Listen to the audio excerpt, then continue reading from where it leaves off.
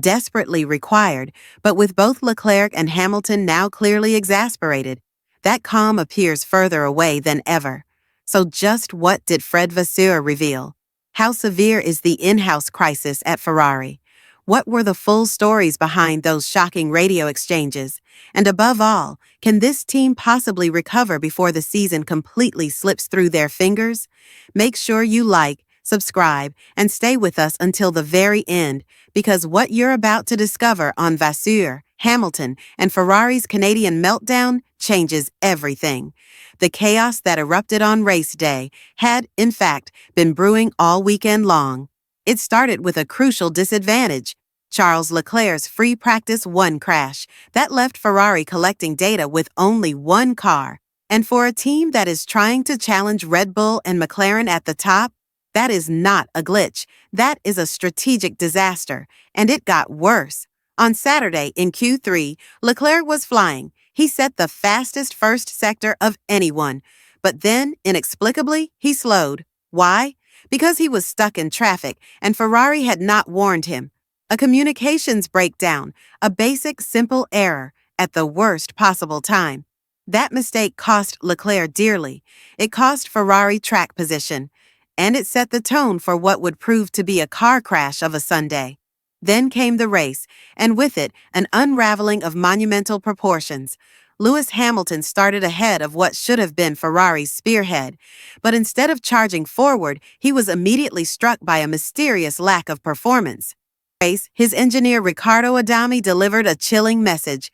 We do see a loss of downforce in the car, or damage, perhaps 20 points missing. Hamilton, already struggling with an unstable rear end, responded with growing confusion and frustration. Is that rear downforce? Because the rear is loose. He was trying to troubleshoot what was happening beneath him. The response? It's really well balanced. That exchange spoke volumes. Hamilton was describing a car that was bordering on undrivable. Rear instability, braking anomalies, power loss. And the pit wall was telling him that everything seemed fine. The gulf was huge. What followed was a string of radio messages that made front-page news across the globe. Why is this car so slow? Hamilton grumbled, exasperated. Out of power, out of pace, boys. That was not just a complaint. That was the sound of a champion realizing the car he had been given wasn't competitive. And when the team told him that he was 25 seconds behind, he lost it. Where have I lost 25 seconds? His voice was incredulous, almost sarcastic. This was not a question of being outdriven or overtaken. It was a matter of being left in the dark altogether. And his message was clear and loud. If Ferrari had a strategy, they hadn't shared it with him. Meanwhile, Leclerc was involved in a strategic debacle of his own. When he was ordered midway through the race to switch to Plan B, he responded curtly, I think Plan C. Short, tense, redolent of a driver who no longer trusted what was coming from the pit wall. Then came the flashpoint. Ferrari summoned him into the pits, and Leclerc exploded. Why have we boxed? Why did we box? He demanded. The reply, we're on Plan B. Leclerc's retort was scathing. Yeah, but I was just telling you the tires were fine. That one sentence said it all. The pit wall had ignored their driver. Again, Leclerc was managing his tires. He'd made it quite clear he wanted to push on longer. But the team overruled him without listening to him. It wasn't just a tactical mistake. It was a failure of trust. And this is where Fred Vasseur's post-race revelations arrive like a bolt from the blue. Speaking to Sky Sports F1, Vasseur made no excuses. He didn't sugarcoat the meltdown. He took responsibility for it. One car running in FP1, communication issue in qualifying. A Sunday strategy that simply didn't work out. It's too much for a weekend, he admitted. From a team principal, that's already a remarkable admission. But what he continued to say was even more unexpected. When asked about the pit stop strategy, Vasseur revealed, maybe a one-stop strategy could have worked, but we didn't know the possible lifespan of the medium tires. Let that sink in. Ferrari, one of the biggest, best-funded teams in Formula One, entered a Grand Prix without knowing how long their tires could last. They were guessing in the middle of a race with a 7-time world champion and a generational talent in their cars. That's not just an operational failure, it's negligence. Vasseur tried to downplay the damage, insisting that updates are coming soon and that the team needs to focus on themselves rather than panic.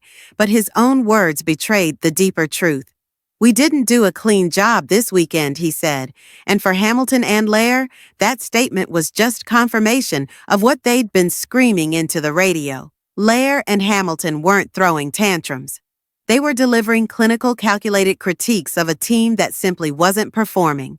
And now that Vasseur has backed them up publicly, it's clear that these weren't just emotional outbursts. They were symptoms of a deeper issue. Ferrari's problems are no longer hidden. The radio messages exposed the chaos in real time. Vasseur's interview confirmed that the team is aware and overwhelmed, and now the spotlight is blinding. The next Grand Prix won't just be about fighting Red Bull and McLaren. It'll be about proving that Ferrari can hold itself together under pressure. Because if they can't, this dream partnership lurk, and Hamilton could turn into one of the biggest missed opportunities in F1 history. So don't even think about looking away, because what's coming next could redefine everything. We thought we knew about this Ferrari project. The Canadian Grand Prix wasn't just a bad day at the office, it was a mirror held up to the very structure of the team. The radio chaos, the baffling decisions, the complete lack of clarity, all of it has revealed cracks that go far beyond the drivers. What we're witnessing may well be the beginning of a crisis, not just in results, but in identity. What does Ferrari stand for right now? Precision, excellence, strategy, or confusion, missed opportunities, and internal disconnect. And here's the frightening part. The storm isn't over, it's only just begun. The pressure on Vasseur is now unlike anything he's faced since stepping into the role. The pressure on Leclerc is building. As he watches his career drift further from the title he's dreamed of since childhood, and for Hamilton, who made the boldest move of his career by joining Ferrari, the weight of expectation, frustration, and doubt is becoming heavier with every passing lap. With the next race fast approaching, every decision Ferrari makes from this point forward will be under a microscope. Fans, media, rival teams. Everyone is watching. One wrong call, one more weekend like Montreal, and the backlash won't just be loud, it'll be deafening. There's no more room for plan B confusion, no more shrugging off errors as if they're growing pains. Ferrari has two of the most talented drivers on the grid, and if they can't provide them with a car that works, a strategy that makes sense, and a team that listens, the consequences will be severe, because the reality is, these teams can recover from bad results. They can bounce back from technical setbacks, but once you lose the trust of your drivers, once they stop believing that the team knows what it's doing, that's when the real collapse begins. And based on what we've just heard over the radio, and what Vasseur has now admitted in front of the world, that trust is hanging by a thread. So the real question isn't whether Ferrari can be fast, it's whether they can be smart, whether they can rebuild unity, whether they can silence the chaos, block out the noise, and deliver the performance and precision that their history demands. Because if they can't, this won't be a championship challenge. It'll be a slow public breakdown of one of Formula One's most anticipated projects. Make sure to like this video, subscribe to the channel, and turn on notifications so you don't miss a single update, because the next chapter in this story won't just shape Ferrari's future.